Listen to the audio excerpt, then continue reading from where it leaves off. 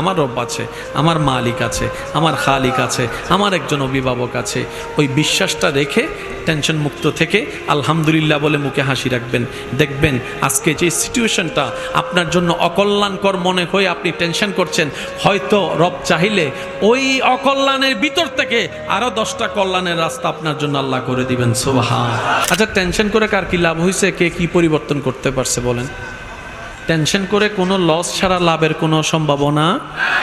Tension করলে রাতের ঘুমটা নষ্ট হয়, টেনশন করলে প্রেশারটা বেড়ে যায়, না হয় কমে যায়, টেনশন করলে চেহারা সুরত খারাপ হয়ে যায়, টেনশন করলে ভালো মানুষ, প্রিয় মানুষের সাথে কথা বলতে ইচ্ছা, অথচ আপনার এক একটা সেকেন্ড চলে যাচ্ছে যা আর কখনো আপনি ফিরে পাবেন না।